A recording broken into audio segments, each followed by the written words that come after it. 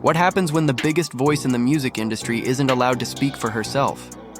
When the queen of empowerment anthems might just be a puppet for the very system she was supposed to rise above? For over a decade, whispers have followed Beyoncé's rise. Whispers about how she got to the top, who helped her get there, and what she had to give up in the process. But now it's not just whispers. It's names, allegations, receipts, and at the center of it all, Keyshia Cole. Once dismissed as bitter, she's now being seen in a new light. Not as a hater, but as a woman who tried to warn us all. From shocking tweets to rumored industry freak-offs, we're diving into the mess the media buried, and the legacy Beyoncé might be desperate to escape. It started with a beat drop and ended in a firestorm. In 2013, Beyoncé shocked fans when she released Bow Down, a track so aggressive it shattered the carefully crafted image of the girl power icon. Gone were the uplifting anthems. In their place was a command: bow down, bow. The message was loud, clear, and for many women in the industry, deeply unsettling. One of the first to speak out? Keyshia Cole. With a single tweet, she called Beyoncé out for switching sides, from women's empowerment to domination. It wasn't just a critique, it was a call-out, a warning, and the industry didn't want to hear it. Instead of being praised for speaking up, Keyshia was mocked. The media painted her as bitter. Fans called her jealous. Commentators labeled her irrelevant. But for Keyshia, it was never about clout. It was about principle. Beyoncé had become a symbol of female strength, only to drop a record demanding submission from the very women she once uplifted. To Keyshia, it wasn't just hypocritical, it was dangerous. And she wasn't alone in thinking that. Even some of Beyoncé's own fans raised eyebrows, questioning how the face of feminism could suddenly turn so authoritarian. Still, the backlash fell harder on Keyshia than it did on Beyoncé. She was dismissed, discredited, and quietly pushed to the sidelines. But a decade later, the conversation has shifted, and that tweet? It's aged like prophecy. With recent allegations surrounding Beyoncé's rise to fame, the control allegedly exerted by both her father and Jay-Z, and whispers of power dynamics behind the scenes, Keyshia's warning now feels eerily ahead of its time. What once sounded like shade now sounds like survival, and viewers are finally asking, was Keyshia Cole silenced for telling the truth before the rest of us were ready to hear it? Beyoncé's Bow Down didn't just ruffle feathers, it cracked the foundation of her entire brand. For years, she was the face of female empowerment, rallying women around the world with messages like, "Girls run the world," and "Who run the world? Girls." But with one aggressive track, she flipped the script. The lyrics didn't feel like confidence. They felt like a threat. Fans were stunned. Critics were louder. And even members of the ultra-loyal Bayhive found themselves in uncharted territory. Was this still the Beyoncé they idolized? Or had the power finally gone too far? The backlash was swift and global. Rihanna, who many suspected was the target of the track's shade, fired back with a subtle but scathing clapback. She posted a crown emoji along with the caption, "I only know how to be number one. How that feel down there on your knees?" It was direct, and it was personal. Brandy also weighed in, admitting she loved Beyoncé but couldn't support the song's message.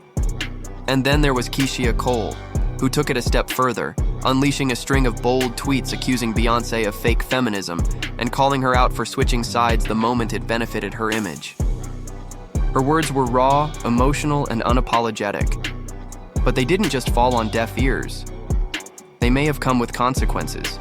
Because after Keyshia's public criticism, her career seemed to stall. Airplay dropped, industry invites dried up. And suddenly, one of R&B's most recognizable voices was slipping into silence. Fans began to speculate. Was she blacklisted for calling out the queen? Was Bow Down not just a diss track, but a line in the sand? And everyone who crossed it paid the price. What started as a debate over lyrics had now become a question of power, politics, and quiet revenge in the music industry. Long before Beyoncé dropped Bow Down, and even before the world crowned her queen, there were quiet whispers following her rise. Whispers that centered not on Beyoncé herself, but on the man behind her, Matthew Knowles. As her father and manager, Matthew was the architect of her career, building Destiny's Child from the ground up and launching Beyonce into superstardom. But not all the stories about him paint a proud picture. In the shadows of his success, disturbing rumors began to spread that he wasn't just guiding her career, but allegedly making arrangements with powerful industry executives. These unconfirmed claims suggest that Matthew used his position to secure Beyoncé's access to elite rooms through methods that went far beyond talent and timing. According to speculation resurfaced by Keyshia Cole and other sources, these arrangements weren't innocent, they were transactional. Allegedly, Matthew serviced Beyoncé to certain high-ranking executives in exchange for favors, exposure, and industry backing. The idea wasn't just that Beyoncé was talented, but that she was being positioned, groomed for stardom by any means necessary. Though these allegations remain in the realm of gossip, their persistence over the years has left many fans questioning how much of Beyoncé's rise was organic and how much was orchestrated. The silence surrounding these claims only adds to the suspicion.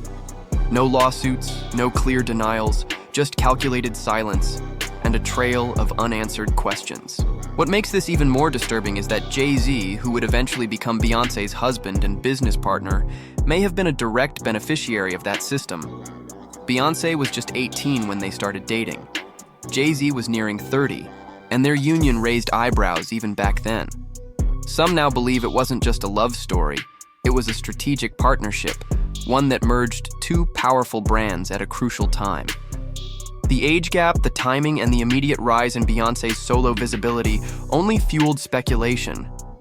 Was Jay-Z really the escape from Matthew's control, or just another chapter in the same system? To the outside world, Beyoncé and Jay-Z have always looked like music's ultimate power couple. Unstoppable, unshakable, untouchable. But behind the curated Instagram posts and perfectly staged performances, a darker narrative has quietly emerged. Many believed that marrying Jay-Z meant Beyoncé was finally breaking free from her father's grip. But what if that escape came with a new kind of prison? Her former bodyguard, Uncle Ron, dropped a bombshell that shook the hive to its core. He claimed that Jay-Z didn't just mentor Beyoncé, he controlled her. And how? According to him, through substances and psychological manipulation, echoing the very same control tactics Matthew Knowles was once accused of using. Uncle Ron alleged that Jay kept Beyoncé hooked on drugs, not recreationally, but as a method of control. It wasn't about partying, it was about power. The claim sent shockwaves across the industry, especially among fans who had long questioned how Beyoncé seemed so tightly managed, so impossibly polished, yet rarely allowed to speak freely or unscripted. Was her flawless image the result of talent and discipline, or of tight, calculated control behind the scenes? These accusations didn't come from a random troll or a disgruntled critic. They came from someone who was reportedly close enough to witness her day-to-day life and who claimed he could no longer stay silent. If what Uncle Ron says is even partially true, then Beyoncé may have never had full control over her own career. The empire she built, the albums, the tours, the billion-dollar brand, may not be hers in the way the world believes. Instead, she may have been passed from one handler to the next, each one more powerful than the last. Fans who once saw her marriage to Jay-Z as a love story are now re-examining everything: the timing, the age gap, the sudden shifts in her image. And many are beginning to ask a chilling question. Did Beyoncé marry her freedom, or did she sign it away all over again? When rapper DaBaby sat down for what seemed like a routine interview, no one expected him to casually drop one of the most explosive industry confessions in years. He recalled a private party at Diddy's mansion in early 2020. But this wasn't just any party. According to DaBaby, Diddy personally cleared out the entire venue, hand-selecting about 15 people to stay. Among those left behind, Jay-Z and Beyoncé. DaBaby claimed Beyoncé came over, introduced herself like a true professional, and praised his work. On the surface, it sounded like an innocent networking moment. But the internet wasn't buying it.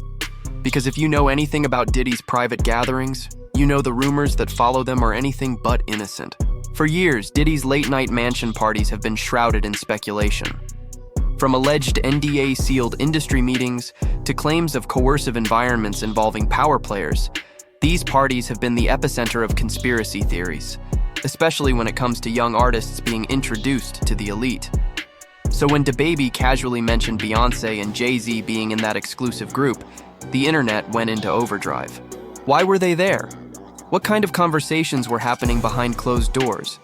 And more importantly, what kind of power dynamics were at play? Theories quickly resurfaced about Beyonce being positioned in the industry through strategic partnerships and secret deals, some of which allegedly involved her own father, Matthew Knowles. And now, Keyshia Cole's claims about Beyonce being serviced to high-ranking execs didn't seem so outlandish. If Beyonce was in the same room where so many whispered power exchanges reportedly happened, not once, but multiple times throughout her career, then the questions surrounding her rise suddenly take on a new weight. Was she simply networking like every other artist? Or was she being protected and promoted by the very same system she never publicly questions? The fact that DaBaby's story came so casually, so confidently, only made the theory feel more real. And for fans already suspicious of Jay-Z's alleged role in controlling Beyonce's image, it painted an even darker picture of how the music industry really works. What if the most powerful woman in music doesn't even control her own life? That's the chilling question fans are now asking after a recent blind item went viral, claiming Beyonce has been planning her escape for years. Not just from the spotlight, but from the marriage, the industry, and the people pulling her strings. According to this source, Beyonce wants to disappear. She's exhausted, isolated, and done with the charade. But walking away isn't so simple, because she's not just a performer. She's a billion-dollar brand, a business, a product. And that kind of power doesn't walk away freely, especially not when so many people are making millions off your name. The blind item alleges that her team, including handlers, brand managers, and even close associates, are doing everything they can to keep her from vanishing without warning. The scariest part? A source claimed her bodyguard had to physically chase her down at a high-profile award show after she tried to leave without security approval. Not as a diva move, but as an act of desperation. The whispers say she's been under 24/7 surveillance, that her every move is monitored, that she's considered a flight risk. Because if Beyonce really were to leave the machine, the entire system would feel the impact. From tour deals to streaming contracts, clothing lines to endorsements, her absence would shatter more than just headlines. It would collapse empires. At the center of it all is an alleged price tag, $500 million. That's the estimated value of Beyonce's brand, and the reason why her supposed cries for help are being ignored. Insiders claim that while she suffers in silence, those around her see her not as a woman, but as an asset. Her silence, her discipline, her image. All meticulously curated to protect the brand, not the person. And now, fans are starting to wonder, is Beyonce trying to break free? Or is she being held in place by the very empire she helped build? Looking back, it's hard to ignore the timeline. Keyshia Cole publicly criticized Beyonce when few others dared, and almost overnight, her visibility in the music industry began to vanish. Her albums received minimal promotion. Her singles struggled to get radio play. Invitations to major award shows and collaborations dried up. And while some brushed it off as the natural decline of a career, others weren't so convinced. Fans began pointing out that Keyshia didn't just disappear. She was erased, silenced. And many believe it wasn't because of lackluster music, but because she spoke out against someone the industry deemed untouchable. The whispers only grew louder when Keyshia allegedly started spreading rumors about Beyonce's early career, Matthew Knowles' controversial involvement, and Jay-Z's alleged control tactics. Whether these claims were true or not, one thing became clear. She had said too much. And in an industry that thrives on loyalty and silence, saying too much comes with consequences. The more Keyshia pushed back, the more doors seemed to close. Some insiders now believe she was intentionally blackballed, not necessarily by Beyonce herself, but by the powerful machine behind her. A machine that protects the brand at all costs, even if that means shutting down anyone who threatens the narrative. And what's most unsettling?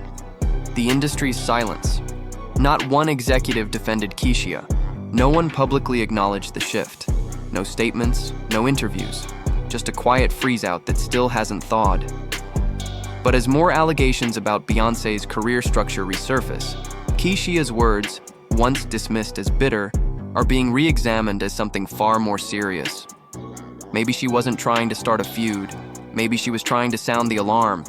And now, a decade later, people are finally listening. For 2 decades, Beyoncé has been celebrated as the embodiment of power, perfection, and poise. She's graced global stages, shattered records, and defined what it means to be a modern icon. But behind the glamour, fans are beginning to ask a darker question. Has that image become her prison? As more allegations surface about manipulation, silence, and control, the narrative of Beyoncé as an untouchable queen is starting to shift. What if her rise wasn't purely built on talent and discipline, but on a carefully constructed machine that used her as the face while keeping her voice behind closed doors? This growing speculation is forcing even her most loyal fans to reconsider what they've always believed. From her tightly controlled interviews to the secrecy surrounding her personal life, everything about Beyoncé has been curated, almost too perfectly.